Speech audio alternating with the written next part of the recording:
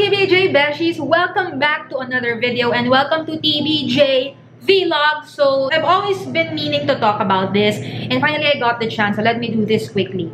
Ano yon?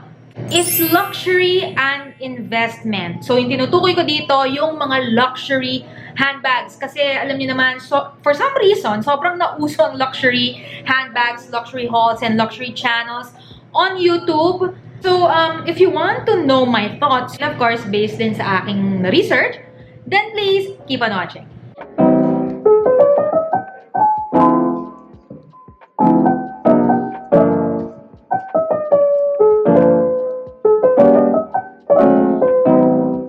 Alam niyo naman to, hindi lingid sa kaalaman nyo, lalo na dun sa mga nagpa-follow sa akin na matagal na I love luxury handbags.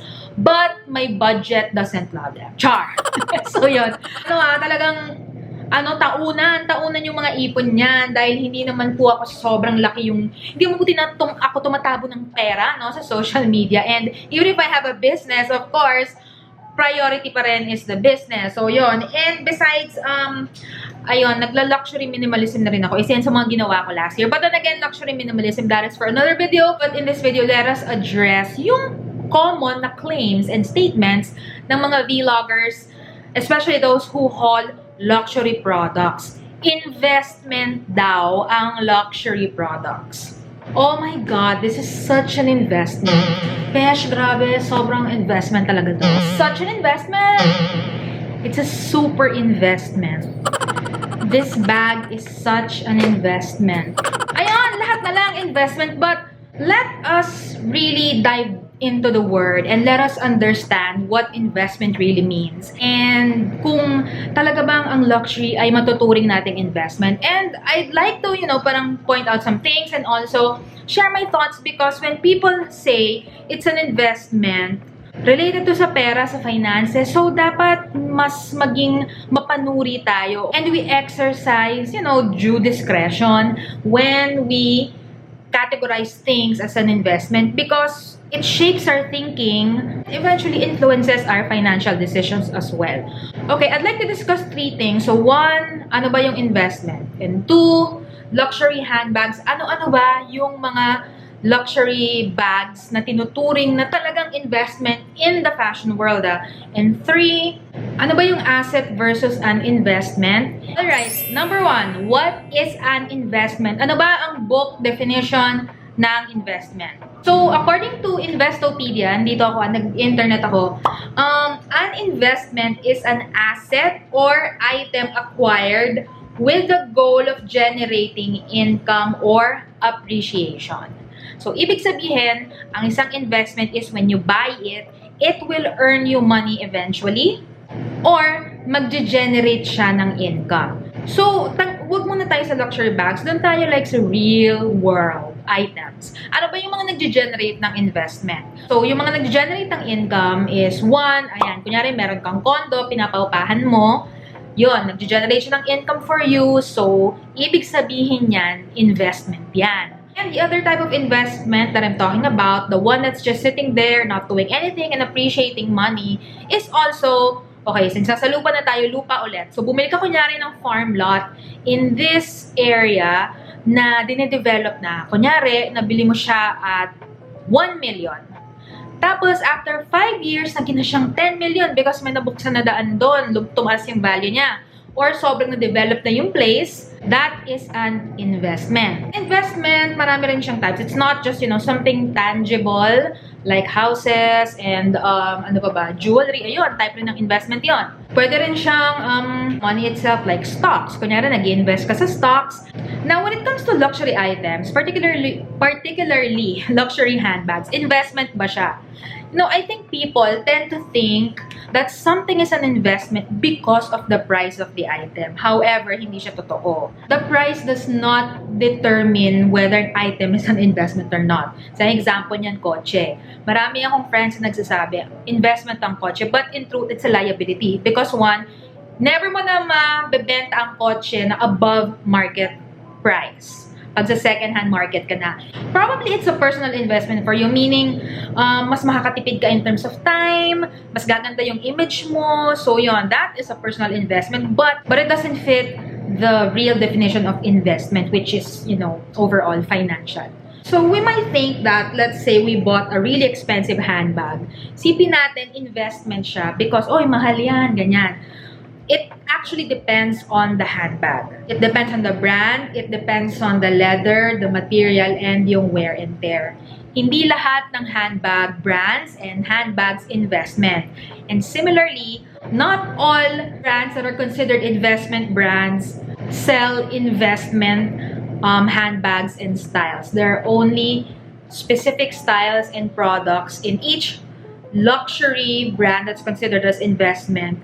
So, when it comes to luxury, now that you know what investment means, magiging luxury lang siya if the item you buy, let's say it's a handbag, 1, it cannot be sourced anywhere. 2, it is limited edition. It's very hard to find. And 3, the materials used are exquisite. Meron siyang a really rare leather or exotic leather. Tapos meron siyang semi-precious stones. I'm sure you've seen and heard that there are bags na may mga diamonds, may mga gold. So yun. And that's the time that the handbag or the luxury item becomes an investment. Alright, number 2. Ano-ano ba tong mga luxury handbags and luxury bag brands na considered talaga as investment brands? Actually, may 3 lang yan na sinasabi in the fashion world. So 1 is Louis Vuitton, number 2 is Chanel, and 3 is Hermes. Of course, meron pang ibang mga bespoke brands. Ito talaga yung mga mas mahal pa than sila Hermes. But you know, to be able to afford those, you really have to be really, really rich or part of the 1%. Kasi itong mga to, parang mga made to order na sila and they produce like a very little amounts of, you know, their items per year. So talagang their products can only be accessed and purchased by a select few. So it's a different story na dun tayo sa retail or the things that are always featured in and brands that are always featured in, you know, the channels of our favorite vloggers. So yan, mga luxury handbag brands na consumers. So going back, yung mga tinuturing lang na luxury handbag brands are 1 Louis Vuitton, Chanel, and Hermes. So 1, why Louis Vuitton? Well, Louis Vuitton's bags, hindi naman talaga siya ganun kamahalan. In fact, Louis Vuitton is one of the most affordable bag brands. For me, Louis Vuitton is generally an affordable brand because of the monogram bags. How did it become an investment bag given that? Because 1, Louis Vuitton is considered as the most valuable handbag brand in the world. Sa luxury also, and part of what you pay for is yung heritage ng brand, yung image ng brand. So yun, part yun ng mga binabayaran mo. Di ba sa Pilipinas pag naka-LV ka, automatic mayaman ka. So, ayun, di ba? Yun yung na-establish ni Louis Vuitton. And other factors like popularity niya, it's one of the most popular handbags actually, it's the most popular handbag in the world among all age demographics. So whether matanda ka, bata ka, Gen Z ka, millennial ka, yung kilala mo si Louis Vuitton or gusto mo ng Louis Vuitton. All of those things have come together and made Louis Vuitton one of the most valuable handbag brands in the world. And also, aside from the fact, sila talaga yung biggest in terms of market share and I think income din ata, so something like that. With their handbags, when you acquire them, it's impossible for you to sell the handbags higher than retail price. So in that sense, Louis Vuitton is more of an asset. Well, investment and asset connected naman sila. Pero if we're gonna stick by the definition of investment as something that really generates you money, definitely hindi ganun si Louis Vuitton. But it's an asset because generally, Louis Vuitton bags, no matter how old they are, you can still sell them at a good price. Unlike other handbags na talagang after ilang years, sobrang bagsak na talaga yung presyo. Believe it or not, may mga Prada handbags akong nabenta na nasa 5,000 pesos na lang. But LV, parang I've never seen anything that's sold under 20,000 pesos. Alright, so ano yung second luxury handbag brand na considered as investment? So that's Chanel. Because Chanel has been an expert at inflation. So, kaya sila naging one of the investment handbag brands in the world. There are actually articles by Forbes, Business Insider saying that Chanel is actually more valuable now than gold because, you know, of their crazy price increases, and their demand in the market. So, ang galing kasi nila na mag-create ng demand, and in that sense, that affects the pricing. So, katulad this year, Chanel has had a 15% increase noong July. So, it was crazy. And what happened was, people started buying the bags before the price increase. And aside from the price increase, Chanel has imposed a new limit on consumers on the number of bags they can buy per year. So, ganon. Talagang they really protect their exclusivity. They don't care kung kaya mong bumili ng 20 Chanel in one go. For them, they really want to protect the exclusivity. Because of these price increases, this crazy luxury inflation by Chanel, let's say you buy a bag right now, 3 or 4 years down the line, you can still sell the bag at that price or a bit higher. This is especially true lang for the Chanel Trifecta. So, these are the 3 most popular bag styles. So, number 1 is the Chanel Classic Flap. Number 2, the Chanel Le Boy. And number 3, the Chanel Reissue. So, eto lang yung tatlong most popular handbags of Chanel and considered as classics. And the only 3 that are considered as investment handbags ni Chanel, because consistently, these 3 have been increasing prices. So, yan. So, if bibili ka ng Chanel handbag ngayon, for example, if it's $6,000, patagalin mo sa'yo for a few years, and after 3 years, let's say, ang Chanel Classic Flap nasa 9,000 na, you can try to sell yours at 6,000 pa rin, or let's say mga 6,100 or 6,200.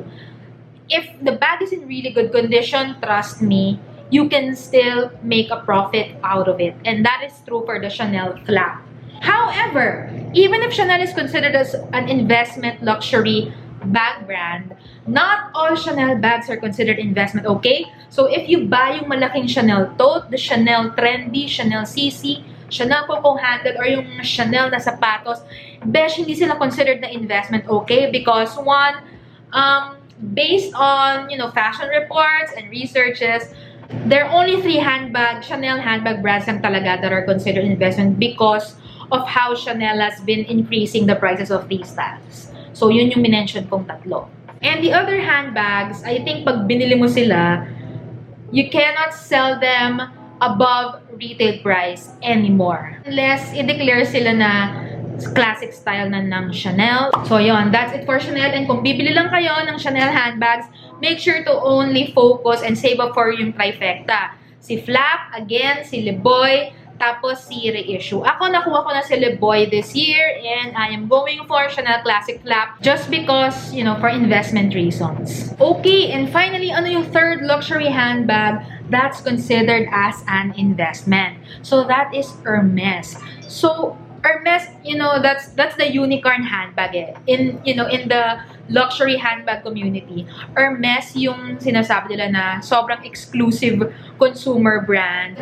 The Hermes Birkin remains as one of the highly coveted and very hard to get consumer luxury handbags. An Hermes Birkin is priced at around 10,000 USD na ba? That's about 500,000 plus pesos for the handbag. And Hermes handbags, the moment they leave the store with you, you cannot sell them below retail price na. The value will either stay or continue to increase just because the bag is very hard to get. Just to give you an example, you cannot get an Hermes handbag when you walk into the store. Very notorious ang Hermes dyan, and they won't even tell you why. I mean, for them, that's how exclusive we are. Kahit, again, sabihin mo you can buy 10 Hermes handbags in one go. For Hermes, we don't care. Because at the end of the day, they care about the exclusivity of the brand. And that's what they've been taking care of for years. And that's why they remain one of the highly coveted luxury handbags in the world. And that's why Hermes Birkin is an investment just because of the fact that it's so hard to get. Parang I rarely see a Birkin na below 700K. And pag mga second hand, depends on the condition, nothing below 500k. So para ka na rin nag-brand new even if second hand siya. People will really pay for it. They don't want to wait for the bag. They don't want to build a purchase history kasi yun ang gusto nila. So that's why even the second hand market ng Birkin thrives. Hermes also, not everything there is an investment, okay? So if you buy an Hermes slippers, yung sikat na Oasis or Oran, hindi siya considered as investment, besh, okay? Because may wear and tear ang shoes. Ayan, ang mga shoes hindi talaga siya investment kasi nagwe-wear and tear yan eh. Faster than a bag and more obviously than a bag. And even I think with the Picoton bag, well, it's very popular right now, but I don't think it's considered as one of the signature and unicorn handbags of Hermes. Also, ano ba yung isa pang sikat, yung Evelyn na handbag, not considered as an investment bag also. With Hermes, the only investment handbags considered as investment handbags are si Kelly, Birkin, and si Constance. Ito yung mga talagang mahihirapan kang kunin, especially for Kelly and for the Birkin. For Constance, I'm not sure, but sabi nila, ayun, ang hirap. Hindi naman siya like Kelly and Birkin na, you know, Hermes won't offer it to you off the bat. But it's just that it's so hard to get because it's so popular also. Alright, so that's it for number 2. So, yun yung 3 luxury handbag brands that are considered as investment brands. I'd like to explain asset and investment, you know, when it comes to handbags. So, not finances, when it comes lang to buying handbags or creating your luxury handbag collection. Well, according to the definition I've read earlier, investment is an asset. So, investment asset, it's the same. Pero for me kasi, I like to think of investment as something that really generates money and appreciates. An asset is something that, you know, does not really appreciate or mainly depreciate over time, but not as fast, and at the same time, even years after, you'll still be able to sell it at a good price. So parang ganun yung asset for me. And those are the things I ask myself if I want to buy a luxury handbag. Is this an investment? Or is this an asset for me at the very least? You might say naman, grabe naman to, puro pera yung iniisip. Well, number 1, for me, you know, why not? Because these are very expensive bags. And you know what, Beshies?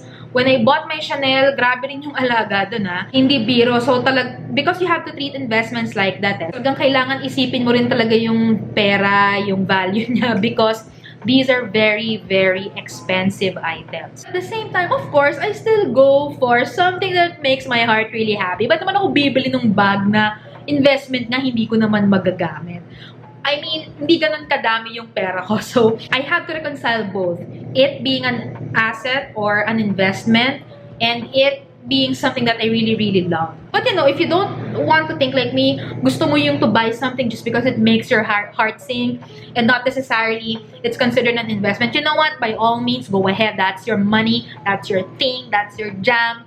Supportahan kita, besh. But for me lang is, let's be mindful of how we describe things, especially when it is related to finances and money.